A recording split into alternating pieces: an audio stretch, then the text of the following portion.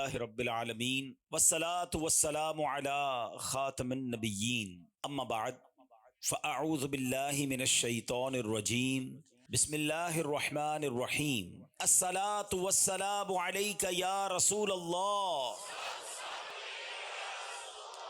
وعلی آلک واصحابک یا حبیب اللہ الصلاة والسلام علیک یا نبی اللہ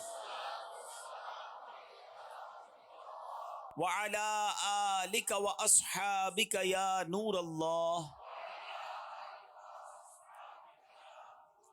درود پاک پڑھنے کے بے شمار فضائل و برکات ہیں۔ جب زمین پر درود پاک مل کر پڑھتے ہیں کچھ افراد مل کر، تو زمین سے ایک ایسی خوشبو نکلتی ہے جو آسمانوں تک پہنچتی ہے، اور فرشتے آسمانوں پر یہ کہتے ہیں، محسوس کرتے ہیں کہ کسی جگہ زمین پر نبی پاک پر درود پاک پڑھا جا رہا ہے۔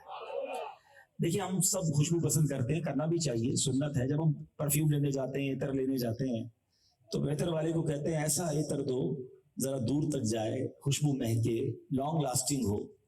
مگر یہ کیسی خوشبو ہے جو زمین پر درود پڑھیں تو فرشتے آسمانوں پر محسوس کرتے ہیں۔ اچھا، کیوں نہ محسوس کریں؟ ذکر کس کا ہے؟ بات کس کی ہے؟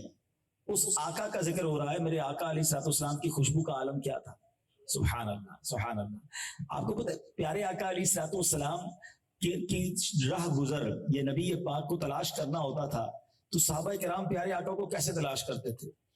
آج کل بڑی سائنس نے ترقی کر لی ہے، ہمیں کہیں جانا ہو تو لوکیشن شیئر کر دی جاتی ہے اور ہم لوکیشن کے ذریعے پہنچ جاتے ہیں۔ نیویگیشن سسٹم بڑا اچھا آ گیا ہے۔ میرے آقا علیہ السلام کے زمانے میں بھی صحابہ کے پاس ایک بڑا اچھا نیویگیشن سسٹم تھا کہ وہ کیا کرتے تھے کہ سڑک کے کنارے کھڑے ہو جاتے تھے اور گلی کی خوشبو بتاتی تھی کہ آقا ادھر سے گزر کے گئے ہیں۔ سبحان اللہ۔ سیدی اعلیٰ حضرت بریلی کے تاجدار لکھتے ہیں نا، آپ فرماتے کیا مہکتے ہیں مہکنے والے، کیا مہکتے ہیں مہکنے والے، بو پہ چلتے ہیں بھٹکنے والے، امبر زمین عبیر ہوا مشک تر غبار، ادنا سی یہ شناخت تیری راہ گزرتی ہے۔ یعنی آقا جس سڑک سے گزر جاتے ہیں وہ سڑک کی پوری مہک جاتی تھی۔ اچھا، یہ تو اس زمانے کی بات ہے نا جب صحابہ کرام نبی پاک کو محسوس کرتے تھے، آقا کے قریب تھے۔ مگر سچی بات یہ ہے کہ آج 1450 سال گزر گئے ہیں۔ آج بھی کسی عاشق رسول کو مدینے بھیج دیجیے، ہاں آج بھی اس کی آنکھوں میں بے شک پٹی باندھ دیجیے، وہ ہوائیں اور وہ فضائیں بتائیں گی۔ وہ شاعر لکھتے ہیں نا، عرصہ ہوا طیبہ کی گلیوں سے وہ گزرے ہیں، عرصہ ہوا طیبہ کی گلیوں سے وہ گزرے ہیں، اس وقت بھی گلیوں میں خوشبو ہے پسینے کی۔ آج بھی گلیاں مہک رہی ہیں، سبحان اللہ۔ تو درود پاک اپنی زندگی میں ایسا شامل کر لو، آپ کی دنیا بھی مہک جائے گی، اللہ نے چاہا تو قبر بھی مہک جائے گی، آخرت بھی مہک جائے گی۔ نبی پاک علیہ السلام کے دور کا ایک غلے کے گودام کا واقعہ سنا تھا، اور اس گوڈاؤن کی جو رکھوالی تھی، اس گوڈاؤن کی جو سیکیورٹی تھی، وہ حضرت ابو ہریرہ رضی اللہ تعالیٰ عنہ کے پاس تھی۔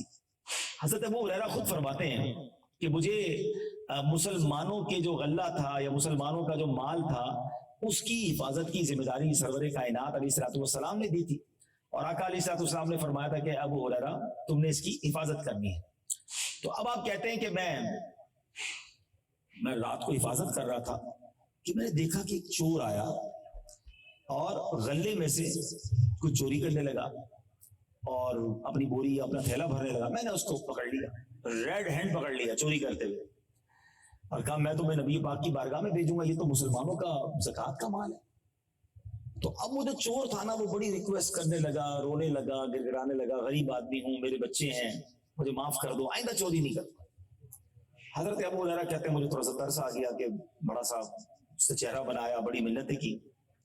صبح بارگاہ رسالت میں پہنچا، اس سے پہلے کہ میں کچھ عرض کرتا، پیارے آقا مدینے والے مصطفیٰ صلی اللہ تعالی علیہ وسلم نے فرمایا، اے ابو ہریرہ تمہارے رات والے چور کا کیا ہوا؟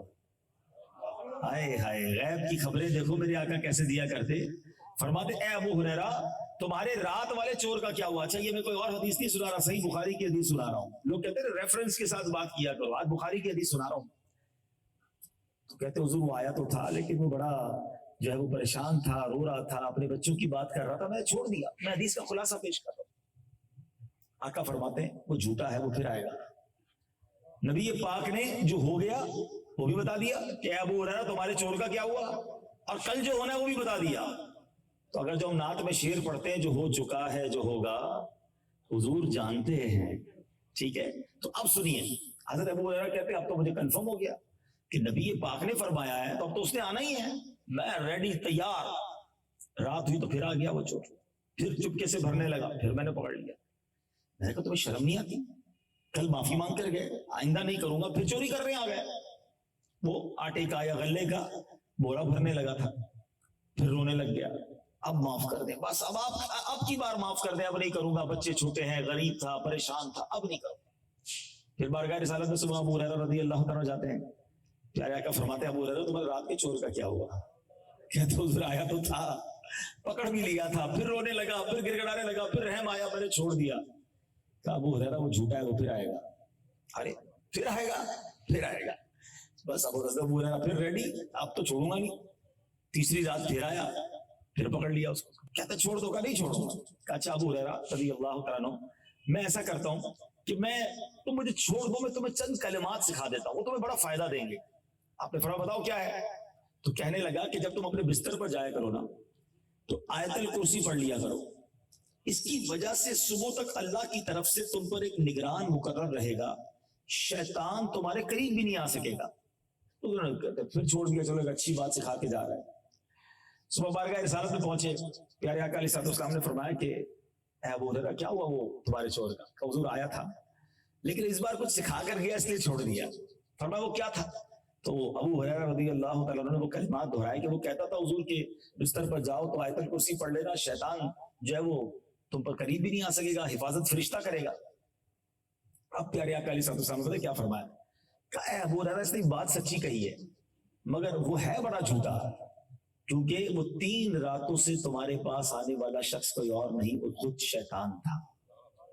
شیطان آ رہا تھا. اب اس واقعے سے ہمیں بہت کچھ سیکھنے کو ملتا ہے. پہلے تو پیارے آقا کی شان، سبحان اللہ، کیا رب نے علم عطا فرمایا، کیا نظر عطا فرمائی. جو ہو گیا وہ بھی بتا رہے ہیں، جو ہونے والا وہ بھی بتا رہے ہیں. پتہ نہیں لوگ کس بات کی کنفیوژن میں ہیں کہ نبی پاک علیہ السلام کو علم غیب تھا کہ نہیں. مجھے ایک بات بتائیں، کائنات میں سب سے بڑا غیب کیا ہے؟ سب سے بڑا غیب وہ خود اللہ تعالیٰ کی ذات ہے. اللہ کو کسی نے نہیں دیکھا پوری دنیا میں سوائے رسول پاک علیہ السلام. ساری دنیا میں کسی نے بھی اللہ کو اپنے سر کی آنکھوں سے نہیں دیکھا. معراج کی رات رب عز و جل نے اپنے حبیب کو اپنا جلوہ دکھایا، ایسا ہی ہے نا. تو جب اللہ نے اپنا آپ ہی دکھا دیا تو پھر اور کیا چھپانا ہے؟ پھر کون سا غیب باقی بچ جاتا ہے؟ سیدی اعلیٰ حضرت امام اہل سنت تھوڑی پنجابی وچ کہتے ہیں نا گلی مکا دی. ہاں وہ بڑی پیاری بات کہہ گئے اور سب سمجھا گئے، اللہ کرے سمجھ آ جائے. وہ کہتے ہیں اور کوئی غیب کیا تم سے نہاں ہو بھلا. نہاں کہتے ہیں چھپانا. آقا اور کون سا غیب آپ سے چھپ سکتا ہے؟ اور کوئی غیب کیا تم سے نہاں ہو بھلا، اور کوئی غیب کیا تم سے نہاں ہو بھلا، تم سے نہاں ہو بھلا. جب نہ خدا ہی چھپا تم پہ کروڑوں درود، جب نہ خدا ہی چھپا تم پہ کروڑوں درود. تو اہل سنت کا، تمام عاشقان رسول کا یہ عقیدہ ہے کہ اللہ کے بتائے سے، خدا نہ خواستہ کوئی یہ نہیں سمجھتا کہ نبی پاک کو اپنا علم غیب ہے، اللہ نے نہیں بتایا. جو رب نے بتایا اور جتنا بتایا اتنا ہمارے آقا کے پاس علم ہے. تو اس میں تو کوئی ٹینشن نہیں ہونی چاہیے کہ اللہ جسے چاہے جو عطا فرمائے. اب یہ بخاری کی حدیث بتا رہی ہے کہ سرور کائنات علیہ السلام خود بتا رہے ہیں کہ تمہارے چور کا کیا ہوا اور کل پھر آئے گا. اس سے زیادہ اور کیا کلیریفائی ہو سکتا ہے؟ ایسی بہت ساری حدیثیں. میرا یہ موضوع علم غیب نہیں، ورنہ تو اس پر حدیثوں کے انبار ہیں. بہرحال میں آج جس ٹاپک پر بات کرنا چاہتا ہوں کہ فرشتے